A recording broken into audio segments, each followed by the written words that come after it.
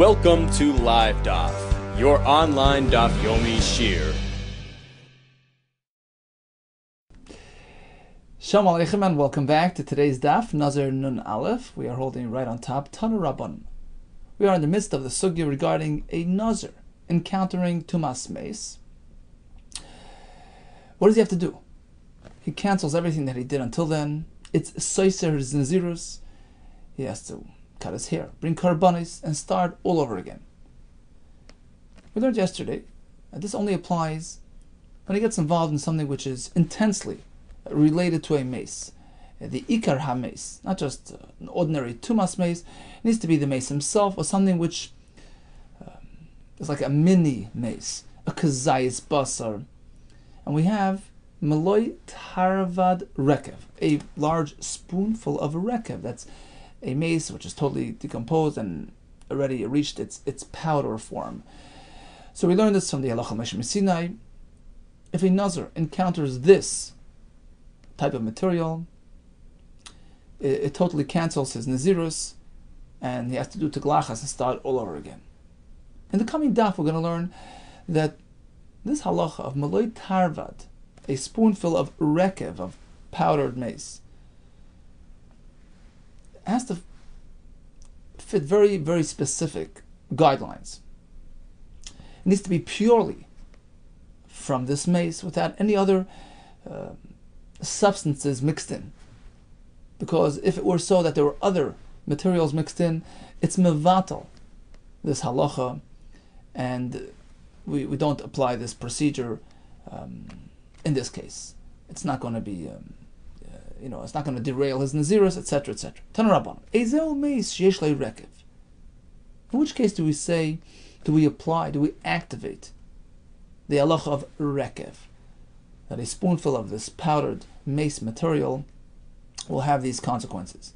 Ezel meis sheyesh le rekev. Only when it's purely mace material. Meis shenik bar oraim. For instance, the mace was buried without tachrichim, without shrouds, so we know there are no other materials mixed into the rekev. It's purely coming from the mace. Ba'oren shel shayish, specifically in a coffin of marble, a stone burial arrangement, in which case we know there are no other substances mixed into the mace. Or on a stone floor. In this case we say, yes, zeo mace sheish lerekev, we apply the halacha of rekev in this case. However, there's any chance of other materials mixing in, nikbar biksusa, he was buried in his clothing, be'orin shalaitz, or in a wooden coffin, in which case we're going to have splinters and wood breakdown in the material, oy al gabi ritzper shel avenim, or on a block, brick floor, in which case we get mixed into the some other materials mixed into the mace. In this case, we don't apply rekev. It's not purely from the mace. Amar ula, ein rekev, ella haba min habasar umin hagidim umin hatzomis. The halacha of rekev is strictly applicable when the rekev was generated by basar, gidim, and hatzomis, bones, flesh, and sinews. But if we're missing any of these ingredients, there is no halacha of rekev.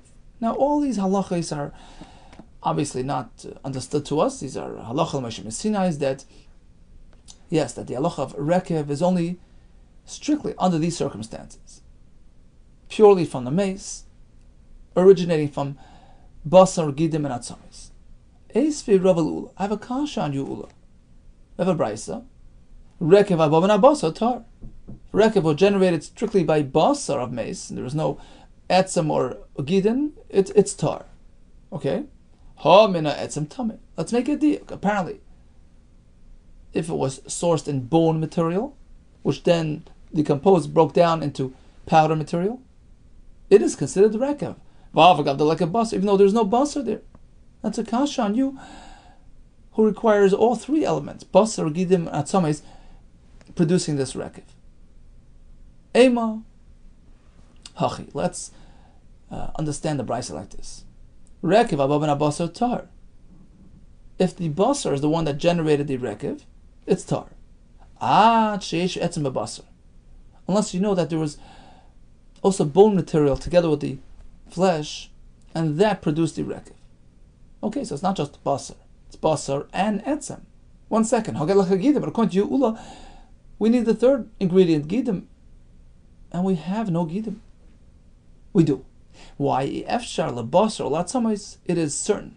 It is a fact that if you have basar latzamis, somewhere there, you're going to have gidim. Efshar lebasar latzamis gidim. You can't have flesh and bone without sinews, sort of, tying it together. So when you know that there was etzem, and you know there was basar, you can be sure that there was gidim as well, and in which case, if it breaks down and turns into powder, we have the halacha of rekev, because in fact it was produced by all three required elements, basar, atzomes, and gidim. Continues the Gemara. Amar Rav Shmuel bar Abba Rabbi Yehuda. What happens if you have shnei mesim together? Shnei mesim shekavron ze im ze. 2 mesim buried next to each other, and now you have just rekev, powder. Nasu galgalan zilza. Galgalan somehow means it's mevatel. The Taisus brings from the Aruch, it's a lashon of a foreign substance mixed in. So, however you learn the literal, word, the meaning of the word, but the point here is, it interferes. It gets in the way. It's mevatel, the din of a rekev, because it's no longer pure. There's other material mixed in, because the rekev coming from mace A disrupts the rekev from mace B. You don't have a shear of pure rekev from one mace. Nasu galgal zelase. Masiv Rav Nosson. He has a kasha from a brisa. Rasim Rabbi Yehuda. Rekev abom beis mesim tame. Actually not. If you have rekev produced by 2 mesim, it is tame. It's considered Malay Tavra the Rekev. Says the Gemara, Amar Rava Shekavroi Zebefnei Atzmai V'Zebefnei Atzmai. Here, when the Brisa says that the Rekev coming from 2 mesim, Amar Tami, we're speaking Shekavru Zebefnei, that they will cover each one separately.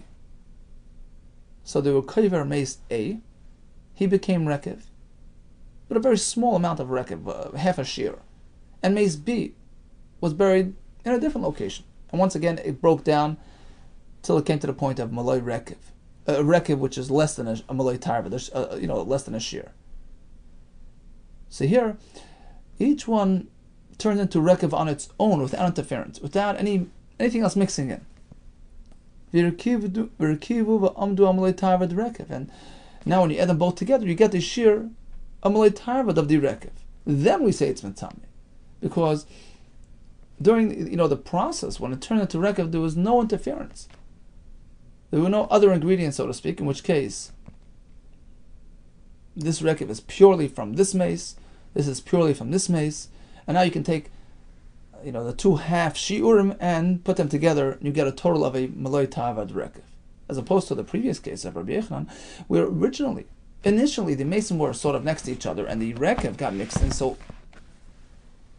during the process of becoming rekev, it wasn't purely produced by one mace, and therefore it's batal. Amar Rabba Bar Rachana Amar Rabbi Yehuda, another halacha. Gazas sa'arai v'kavrei imay. Suppose they sheared the hair off the mace and buried it together with the mace. Once again, that's considered a foreign substance. Once it's separated, it's considered a separate entity. And Nasalei Galgalan, it's considered a mavatal to the halacha of rekev of this mace. Tanan Hassam, let's go over to the Mishnah in Maseches Ahalos. So bottom line is, according to Rabbi Yehuda,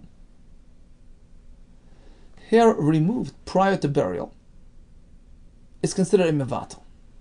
It would seem for Rabbi Yehuda that if it's still connected, if it's still attached to the mace, it's still part of his entity.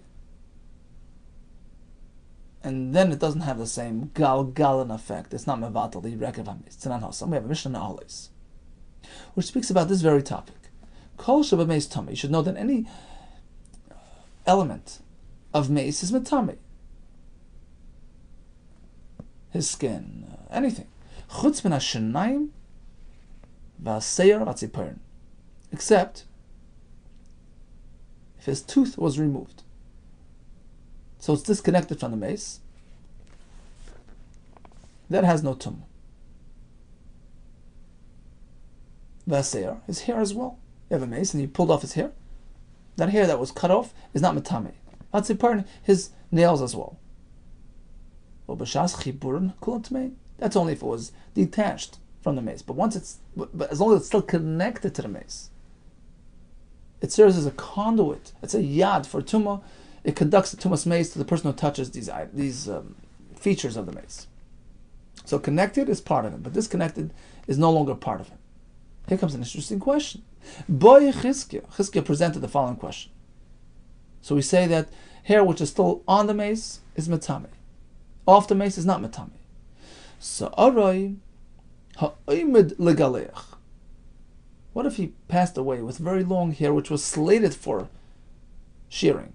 Or tzipern ha'imid legazes. He passed away with very long nails, which was slated for clipping and for removal.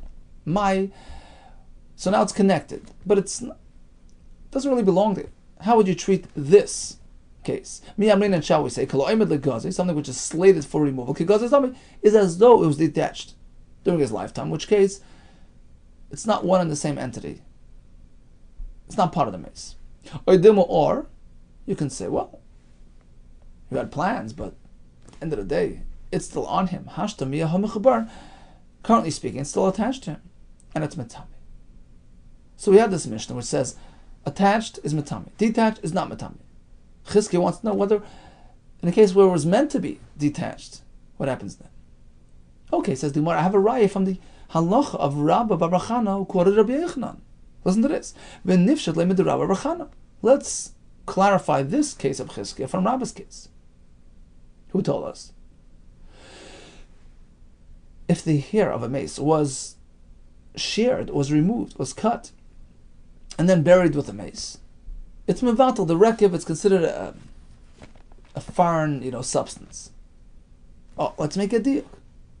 Let's analyze Rabbi's halacha. Tama mishum de gaza. It's only because it was already cut, it was detached. Then it's considered a foreign substance. Holei gaza's loy, but otherwise, suppose he had very long hair, it was meant to be cut, but it wasn't yet cut. In actuality, it's still connected. We say there's no issue. It's not a foreign substance. So perhaps we can deduce from there regarding our halacha of tumah as well. Long hair attached is still part of the mace, and a metame like the mace. Says the Gemara, no. Perhaps all Rabbi was saying was as follows. Gazaz, if he sheared the hair off the mace and buried him together with the mace, it interferes. Hareze galgal. Loy gaza. Suppose he had long hair, but they didn't get around to sharing it, and he passed away with that hair attached. Is that part of him or not? Our question, right? You can still ask, but I'm not sure. So Rabbah was not stating conclusively either way. Sure, if it's detached, I know it interferes. It's a separate entity. But if it's long hair but still attached, it's the jury's still out on that. We can still look into that. He did not have clarity on that, and therefore, in our case as well, regarding, he's talking about rekev. We're talking about tumas mace. Basically the same idea. The same stuff would apply here as well. Here comes another interesting question. Rekev habam and ekev ma. What about the powdery rekev generated by the mace's heel, the heel area? Would that qualify as rekev? Would that be metame? What's the question? When did we learn the halacha of rekev? When does the halacha apply? Only if it's generated by the entire mace. So you have live sort of flesh, proper flesh, which has sensation to it, and now he's a mace, and that turns into rekev. It's metame. I would also mean ekev, but rekev produced by the ekev, which is lacking sensation to begin with. There's a medrash. Everything found in the world is found in the person. Kol ma sheyesh ba'olam yesh ba'adam. I believe it's Avos Rabbi Nassim, or pick it Rabbi Lezer. So everything is found in a person. A person is like a micro world. An olam katan. Where do we find death in a person? Says the medrash, meis sheba'adam. You know what's considered the element of misa in a person? the akev. Interesting. A person's soul, Hashem made it that it's lacking sensation, so that a person can walk on it without feeling every pebble on the road. So the akev, to begin with, is a bit lifeless. I mean, it's not lacking sensation completely, but it's sort of more lifeless than life. So that turning into rekev perhaps does not have the same consequence. That's the question. No, perhaps there's no difference between rekev produced by akev or regular, ordinary rekev. Tashma, we're going to make it right. Tani Yerb Nesma Beishia. We had a brisa before. Rekev avom shnei mesim tomei. You have a shear of a tarvad, right? The spoonful of rekev produced by 2 mesim. It's metame. And we're speaking that each mace only generated, a half a shear of rekev. It's broken down, just a small amount of rekev. That's all it is. And in there you have some of the akev as well, right? The whole guf produced that rekev. If you're going to tell me that rekev from akev does not qualify, well, then you don't have a shear. So go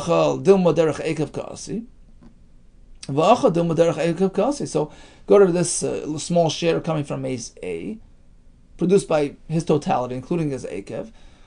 Well, if you subtract the akev portion of that, rekev, and do the same with the other mace, zilacha, like a shira and havir like a shira. Each half shear is not really a half a shear. It's less than that because you have to take away the akev, the rekev coming from the akev. Dilma derech akev kasi, because perhaps the rekev was produced by the akev. So it would seem that even that rekev qualifies. Answers the Gemara, no. It all depends on how the rekev happened.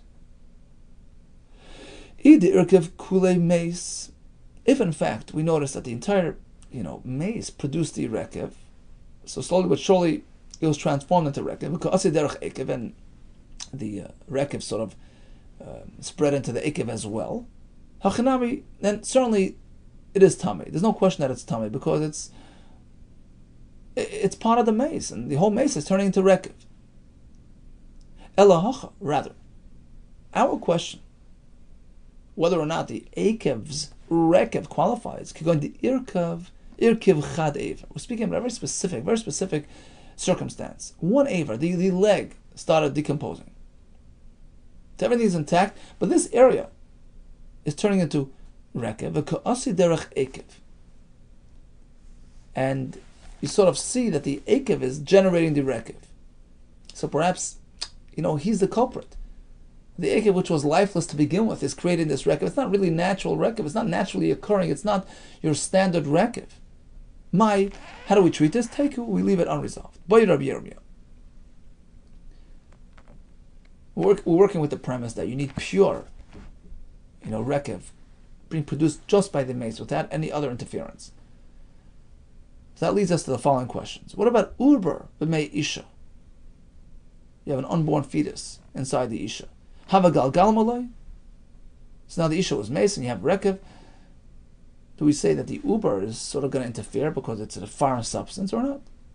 Why not? Kivan the Omar, as we learned, uber yarach imoy. Uber is considered part and parcel of the mother's guf, like the thigh of the mother. It's not a foreign entity. Hilkach gufu. Fully have a galgal. Perhaps we consider it part of her entity and it's not considered galgal. No, idimo, perhaps no. Kivan the seifalotzi, since ultimately it's going to leave her. Mifresh parish mina, it's going to leave her, and it's considered separate. It's parish. It's already a separate entity. Now, if we shall say regarding this question that it is separate, ubar the sefer lotzes mifresh parish mina. Once it's an ubar and it's going to leave her, it is already now considered a separate entity. What about shichvas zera me'ishama? What about the zera prior to conception? So it's in the isha. Shall we say, well, it's pre-conception. It was not yet formed into a new entity. It's part of the body, part of the isha. Or perhaps you can say, no. Since it's an external substance, it is not considered part of her. What about her waist? Since she can't survive without eating, it's part of her vitality, part of her. Or perhaps you can say, like before, it's coming, it's an external substance. It came from the outside, and it's not part of her. What about the flesh? Not the flesh, the skin of a mace. Is that considered something which qualifies as a potential rekev? What about his phlegm, v'niyah from his nose? What about those liquids? Do they, disrupt the rekev system? I don't understand. You have all these questions, right? Skin, flesh, phlegm, this, that. Well, then how are you ever going to get rekev? If all these substances mentioned in the Gemara, person's waste, etc., is considered an interference, so then rekev de metame, how can you ever have a proper rekev? Somebody that doesn't have anything, skin, waste, this, yeah. Says the Gemara, we can have such a case if in fact you need to be free of all these things. Listen how it could happen. The Shkai made the calm, and they gave him to drink this palm water. So there was a spring in Yerushalayim that came out of between two palm trees. It was called made the calm, which would facilitate a cleansing of the body. So that cleansed him of his waste. Okay, before passing away, he drank this drink. V'sachya nashani was smeared with some sort of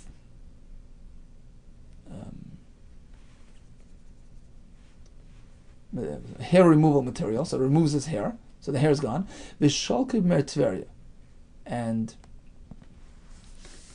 after his passing, they used the hot springs of Tveria, soaked him in it, and removed his skin. So he's totally free of all these substances. And now, when it turns into rekev, it is pure rekev, devoid of any foreign substances, and is metame. So that's if in fact these things interfere. There is a way, although pretty unlikely and unusual, but there is theoretically a way to get rekev.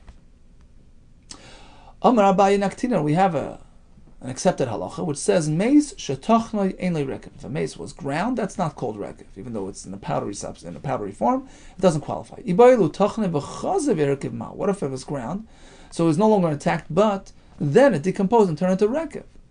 What is the halacha now? Mahu midihu tamad adlika basar gidmat samas v'ika. Is the point of rekev that was produced through basar gidmat samas, and here you have it. So although the mace was already ground, but you still have the basar gidmat samas there that eventually brought the rekev, so it qualifies. Or perhaps no, it's no longer the way it was. Kibriyasa be'inan of a leka. You needed the mess to be intact. But lucky here you don't have it because he lost his form before turning into rekev. Take it, we leave it unresolved. Tani ula bar chanina, another halacha regarding rekev. Meis shechaser ein le rekev. If the mace is missing some of his guf, and the rest of the guf becomes rekev, there is no halacha of rekev. It needs to be a full, complete mace, which turns into rekev. So there's no rekev, and another two halachas as well will not apply. V'lo tefusa, typically when a mace is discovered and it needs to be sort of relocated, so they remove the mace plus tefusa. That's the hold of the mace, the part of the earth beneath him which absorbed the substances coming from the mace. But in the case of a mace shechasar, we don't apply this halacha. And Tosfos says these are halacha, these are halachas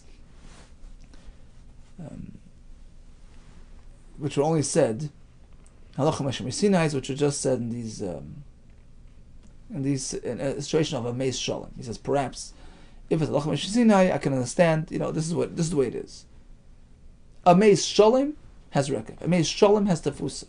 Otherwise, not. What else? V'lo shchunas kvaris. So this refers to a halacha discussed in later on in Al Masechta, a neighborhood of kvaris, which basically means they're doing construction or whatever, and they discover a mace. Okay, it's just one-off. It's a random mace. It's not a base of kvaris. Then they look further. They find another mace. Oh, I can't touch it. This is an established, burial area. This only applies when it's a mace shalom, but if it's a mace chaser, we don't apply this halacha. Okay.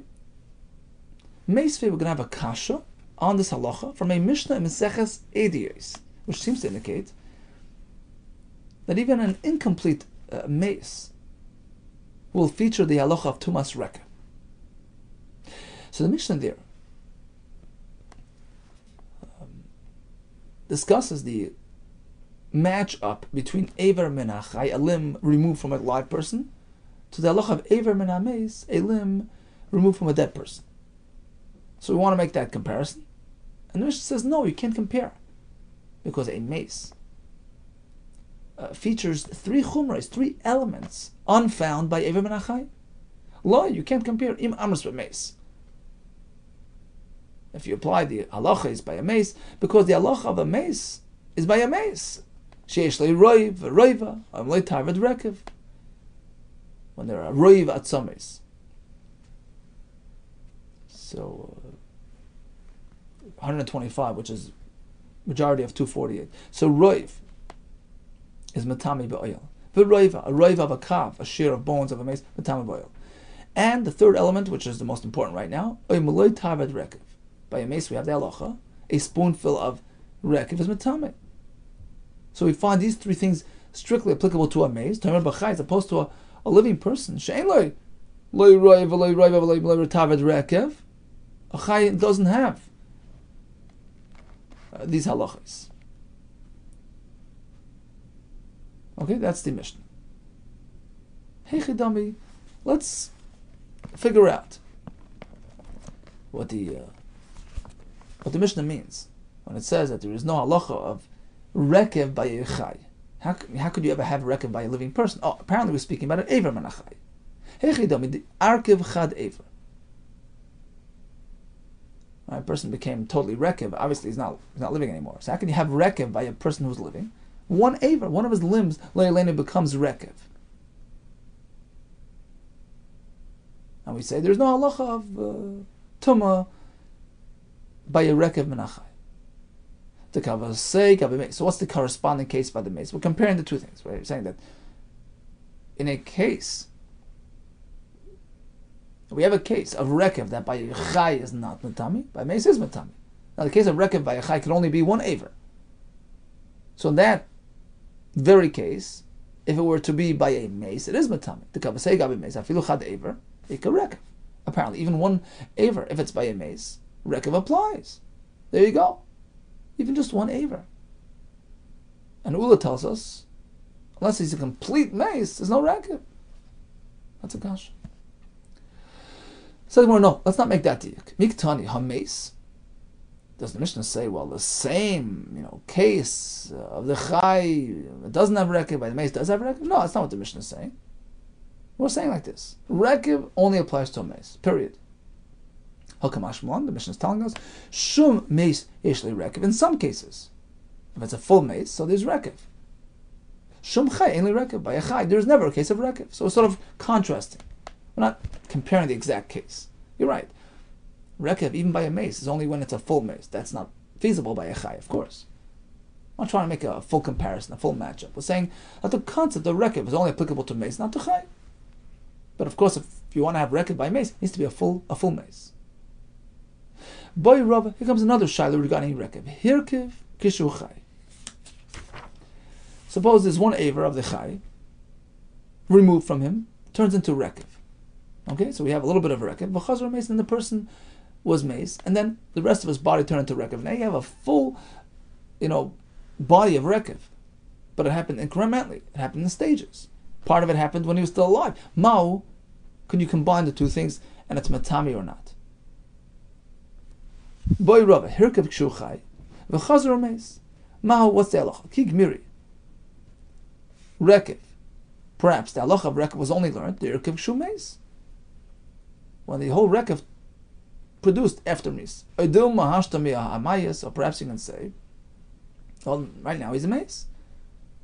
And you have a mace shalim, which is hirkev. Despite the fact that part of him became rekev during his lifetime. So which way? Is it tashma? We'll try to bring a right from that same Mishnah before.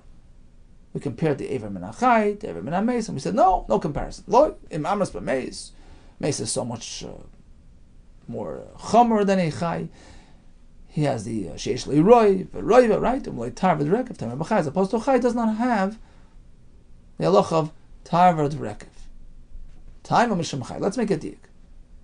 When does a chai not have rekev? Because he's alive.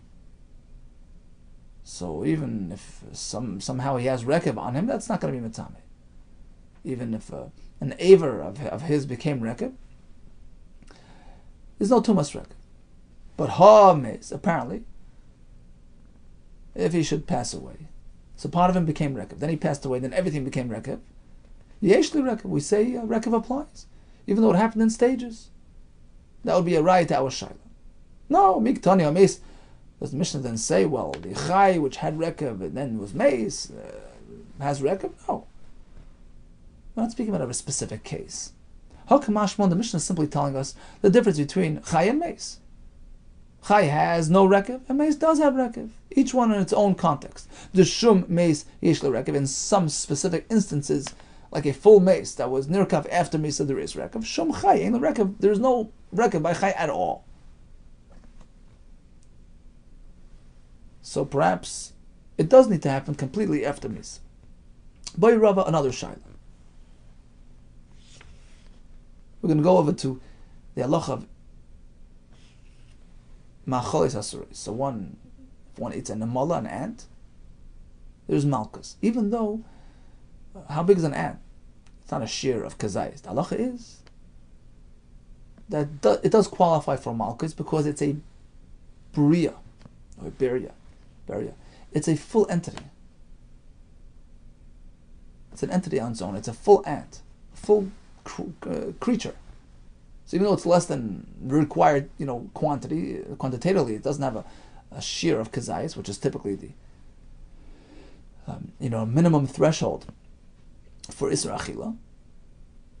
But since it's a bria or biria, it qualifies. It's asur and there's malchus. What if it's missing a leg? Not a critical limb. It could still live fine, but it's not the way it's meant to be. What happens then? Does it qualify as biria or not? Boy Rava, namala shechasra ma'u. What if the namala is missing something, missing a leg? Shall we say that it's considered a bria or not? Shi'ura gmirin la v'chasra. The halacha of an ant qualifying is because the shear, an ant has a shear. Well, the shear which makes up the ant is chashiv. And here it's not a full ant, it's missing a leg. Or shall we say that when we say achila of an amala qualified, that's because it's a living being. And that gives it chashiv, that gives it prominence. Well, even if it's missing, let's say a leg, it can live perfectly fine. So it still qualifies as a living being, and it's a burial. Or do we say no? You need the full entity, the full namala, with all its trimmings. Amar Rabbi Yehuda midis karta. I'll bring you a raya, Toshma. So the Brisa here discusses the tumah, which is generated by getting involved, by touching a sheretz. The pasuk says, "Kol hanegeh bohem," right, becomes tumah. So the word bohem perhaps indicates, in totality, you have to touch the entire creature. Yachal b'kul, you have to touch the entire thing. Otherwise, you're not tumah. Tamalim mayhem. We have another pasuk. From them, even a partial interaction qualifies. So even touching just part of the sheretz makes you tummy. Well, if so, even just a small portion is mitami. No, you need more than just a little bit. So which way is it? All or nothing. Tosh al ketzad, somewhere in the middle. One is only tummy on account of touching a dead sheretz if he touches a significant portion of the sheretz, not the whole thing, even miktsas, even part of it, but that part is big enough that it corresponds, so to speak, to the entire sheretz. What does that mean? That you find a sheretz of this size. So even if it's a huge sheretz, he's only touching a small part of it, a small piece of a sheretz. If you can find that this shear, this size, you can find the sheretz this size, elsewhere, then it constitutes a shir chashiv. It's considered like a sheretz, and it's mitame. How much is that? A shir ka'adash, the size of a lentil. Why? The shiru chacham estimated, they established that the shir here is b'kadasha. If you have a piece of a sheretz the size of a adasha, it's mitame. Why? Because we find that adasha has prominence in the world of shratzim. The smallest sheretz is adasha. Shkena chomet, because the sheretz called chomet, some say it's a turtle. Tchilas briyasa kadasha. It starts off the size of a lentil. So that's the minimum shir chashivas by sheretz. So even if it's a huge sheretz and only touching a small piece that was removed from that sheretz, if it's kadasha, it's mitzami. Now, how does that didn't prove anything regarding Rav's shaila? Rav had a question. Person ate a sheretz and a mullah. Typically, eating a full namala is considered isra achila. What if, a leg was removed? Right? Does it still qualify as a bria because it could still survive like that? Or shall we say, well, it's missing part of its entity? From this brayso discussing the halacha of shir tumo kadasha, because based on the chomet, we see shma mino shiura gmirila. That the din of bria, chashivas of bria, is only when it's full and complete, with all its limbs intact. Why? Because why then did the chachamim insist on a shir adasha based on the chomet was created, in that size? When the chomet is created kadasha, it's with legs. But if you would sort of remove the legs, you don't need a kadasha. It would be less than a kadasha. So why is kadasha the requirement? You don't need a full adasha. Remove all the sort of unneeded limbs, so to speak, non-critical limbs, which he doesn't need in order to live, and lower the shear, make the shear less. Shmamina shira gmirila. Apparently, we're speaking about a shear of an entity with all. When we speak about quantifying an entity with all its trimmings, with all its features. So here as well, by namala, if one eats a namala without a leg, he's not chay. Amar of Shema, big difference between the two cases. There we're speaking about an unborn, a chomet which is now being formed and created. It's not going to take off. It's not going to come to life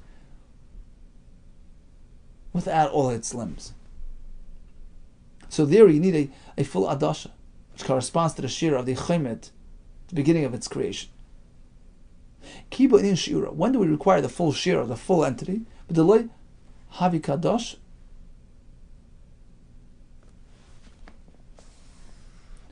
Loy metame. When do we need the full shir? And we say that without a full shir of adosh, it's not metame. The loy nafala ba neshama. That's when we're trying to match it up to the chomet, tchilas priyasa kadosha, and it's not going to get its neshama, so to speak. It's not going to get its life without that.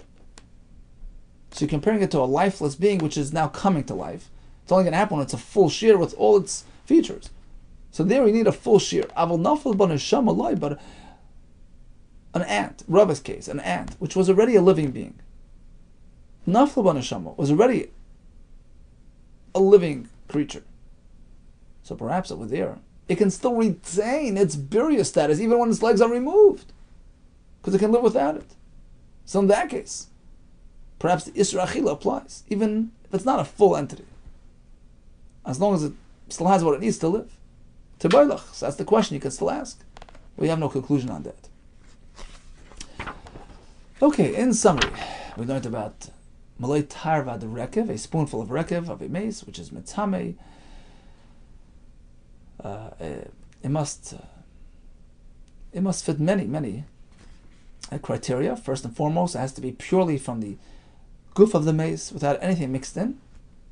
It has to come from basar, gidim, and atzames. We had a discussion regarding hair. So if it was still intact, it's part of the mace. If it was separated and buried together, it interferes. What if it was long enough to be shorn, but was not? That's a question we didn't resolve. What about rekev coming strictly from the akev? What about ubar meisha? What about shechazera? What about pirsha? What about oyer? We didn't resolve those things. Meis shetachnai v'yateku. Meis shechaser ein le'rekev. What about hirkiv shu chai? So part of it happened before death, and the rest happened afterwards. We left off as a shaila. And one more shaila that was left off was Rava regarding achilas namala. If it's missing some non-vital organs, does it still qualify as birya or not? All the best to you, Hatzlacha Rabba, and Besurais Toves.